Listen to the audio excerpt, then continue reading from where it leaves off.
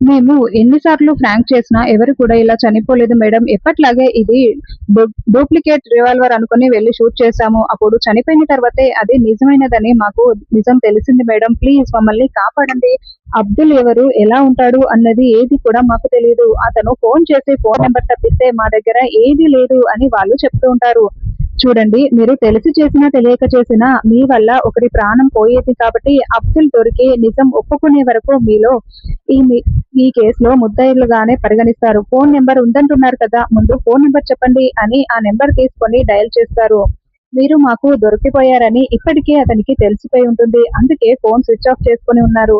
కేడి, ఈ నెంబర్ ని కిరణ్ కి పంపించి మొత్తం డీటెయిల్స్ అన్ని తెలుసుకోమని చెప్పు. చూడండి, మిమ్మల్ని బయటికి వదిలేస్తే మీకు ప్రాణహాని ఉంది. అబ్దుల్ దొరికే వరకు మీరు నా కస్టడీలోనే ఉండాలి. మీరు నాకు ఎలాంటి ఇన్ఫర్మేషన్ వచ్చినా కూడా చెప్తూ ఉండాలి అని అనడంతో, మా వల్ల ఒకరి ప్రాణాలు పోయాయని ఇప్పటికే మేము చాలా బాధపడుతున్నాం మేడం.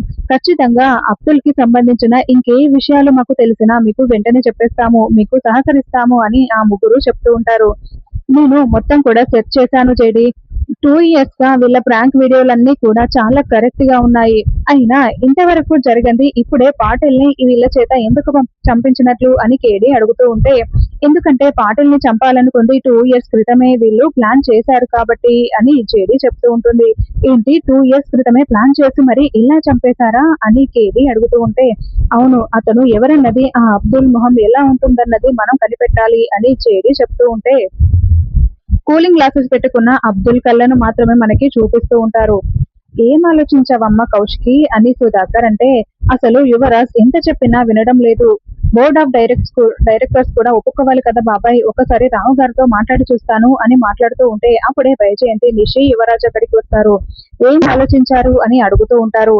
కౌశికి రావు గారితో మాట్లాడుతోంది అని సుధాకర్ చెప్తూ ఉంటే, రావు గారు ఖచ్చితంగా ఒప్పుకుంటారు, చూస్తూ ఉండండి అని వైజయంతి అంటుంది. ఏంటొదినా, ఒప్పుకున్నారా అని నిషి అడుగుతూ ఉంటే, లేదు, బోర్డ్ ఆఫ్ మెంబర్స్ ఒప్పుకోవడం చాలా కష్టం అని రావు గారు చెప్తున్నారు అని కౌశికి చెప్తుంది. అదేంటి, యువరాజ్ ని సీఈఓ చేయడం కోసం కంపెనీలో పనిచేసే వాళ్ళని అడగడం ఏంటి అని నిషి అంటుంది. కంపెనీలో పనిచేసే వాళ్ళు కాదమ్మా, కంపెనీ కోసం పాటుపడే వాళ్ళు. యువరాజ్ గురించి తెలిసిందే కదా అని సుధాకర్ అంటూ ఉంటాడు. ఏందిబ్బో, ఎన్నిసార్లు చెప్పినా కూడా అబ్బో నీ సీఈఓ చేయవా అని వైజయంతి నిలదీస్తూ ఉంటుంది. మీరు ముగ్గురు అర్థం చేసుకోరేంటి అని సుధాకర్ అంటూ ఉంటాడు. అసలు వీళ్ళతో ఎన్నిసార్లు గొడవ పడినా కూడా వేస్టే, ముందు మనం లోపలికి వెళ్దాం పదండి అని వైజయంతి నిషి యువరాజ్ ని గదిలోకి తీసుకొస్తుంది. ఏంటత్తయ్య, యువరాజ్ ని సీఈఓ చేద్దాం అనుకుంటే మీరు ఇలా గదిలోకి తీసుకొచ్చారు అని నిషి అడుగుతూ ఉంటుంది. ఎప్పుడు మనం వాళ్ళ వెంట పడడం కాదు, ఆ యమ్మి కౌశికినే మన కోసం వచ్చేలా చేస్తాను, ముందు వెళ్లి బట్టలు సద్దురు అని వైజయంతి అంటుంది. దాత్రి కేదార్ బైక్ లో ఇంటికి వచ్చి ఇంటి ముందర నిలబడి, దాత్రి, అక్కకి నాన్నకి ఇంకా మన మీద కోపం పోయి ఉండదు కదా అని కేదార్ అంటూ ఉంటాడు. అవును కేదార్, అప్పుడు ఎలా పోతుంది చెప్పు, మామయ్య గారు మళ్ళీ మనకు ఒక అవకాశం ఇచ్చేలా చూసుకుందాము, మనము నిజం బయట పెడదాము, అవత వరకు ఓపికగా ఎదురు చూడాలి అని దాత్రి అంటూ ఉంటుంది. అదేంటమ్మా కౌశికి, ఇంట్లో ఎవరు కనిపించట్లేదేంటి అని సుధాకర్ అంటాడు. అసలు యువరాజ్ ని సీఈఓ చేయనని చెప్పిన తర్వాత వీళ్ళ ముగ్గురు ఏమైపోయారో నేను కూడా అదే చూస్తున్నాను బాబాయ్, ఉండు చూసొస్తాను అని కౌశిక్ వెళ్తుంది. అప్పుడే కేదార్ లోపలికి వచ్చి, నాన్న ఎవరు లేరేంటి, ఇంట్లో ఎవరు లేరా, ఇంకా భోజనం చేయలేదా అని దాత్రి కేదార్ అడుగుతూ ఉంటారు. లేదు అని సుధాకర్ తల అడ్డంగా ఊపుతూ ఉంటాడు. ఉండండి నాన్న, నేను మీకు తినిపిస్తాను అని అన్నం కలిపి, దాత్రి, నాన్నకు వడియాలంటే చాలా ఇష్టం కదా, చేసి తీసుకురా అని కేదార్ చెప్తూ ఉంటాడు. నాన్న తినండి నాన్న అని కేదార్ నోట్లో పెడుతూ ఉంటే, అమ్మ కౌశికి అని సుధాకర్ గట్టిగా అరుస్తూ ఉంటాడు. ఏంటి మామయ్య గారు, టాబ్లెట్లు ఏమైనా వేసుకోలేదా, ఉండండి తీసుకొస్తాను అని దాత్రి అంటూ ఉంటుంది. వెంటనే సుధాకర్ కేదార్ చేతిలో ఉన్న అన్నం ప్లేటుని విసిరి కొడతాడు.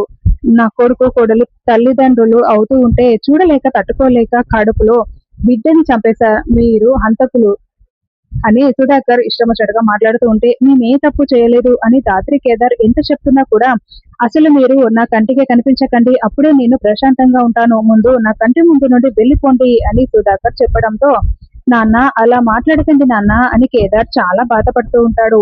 చెప్తుంటే అర్థం కావట్లేదా మీకు అని సుధాకర్ కోపంగా అరవడంతో ఇక దాత్రి కేదార్ ని తీసుకొని లోపలికి వెళ్తుంది. యువరాజ్ యువరాజ్ అంటూ గదిలోకి వచ్చిన కౌశికి అక్కడ ఒక లెటర్ కనిపిస్తుంది. నాకు మర్యాద, నా కొడుకు కోడలిపై నమ్మకం లేని ఈ ఇంట్లో మేము ఉండలేము, మేము ఇల్లు వదిలి వెళ్ళిపోతున్నాం, మా కోసం వెతకొట్టు అంటూ వైజయంతి వాళ్ళు లెటర్ రాసి పెట్టి వెళ్ళిపోతుంటారు. కౌశికి అది చదివేసి దాత్రి కేదార్ అంటూ పరుగులు పెడుతూ వస్తుంది. కేదార్, సారీ కేదార్, నా వల్లే మామయ్య గారు నిన్ను కూడా అసహించుకుంటున్నారు. అసలు నిషిని కడుపుతూ లేదని నేను ముందే బయట పెట్టాల్సి ఉంటే అయిపోయేది. నేను లేట్ చేయడం వల్లే ఇప్పుడు నిషిని కాపాడబోయి మామయ్య గారు నేనే హంతకురాలనని ఇప్పుడు నిన్ను కూడా నా వల్ల అసహించుకుంటున్నారు అని దాత్రి బాధపడుతూ ఉంటే, చూడు దాత్రి, నీ వల్ల కానే కాదు, నీ చెల్లి ప్రమాదంలో ఉందని ముందు వెనక ఆలోచించకుండా నువ్వు నీ చెల్లిని కాపాడావు. ఇప్పుడు నీ తప్పు లేనే లేదు దాత్రి. అయినా నువ్వు కావాలని నాకు నష్టం ఏ రోజు కల్పించవు. ఇప్పుడు నేను ఈ ఇంట్లో ఉన్నానంటే నీ వల్లే దాత్రి. అలా మాత్రం అస్సలు ఆలోచించకు. నాన్నకి అర్థమయ్యేలా చెప్తాము, మనం నిజం నిరూపిస్తాము అని కేదార్ ధైర్యం చెప్తూ ఉంటే, ఇప్పుడే డాక్టర్ కి ఫోన్ చేస్తాను అని దాత్రి ఫోన్ చేయబోతూ ఉంటే అప్పుడే కౌశికి లెటర్ తీసుకుని వచ్చి కేదార్ కి ఇస్తుంది.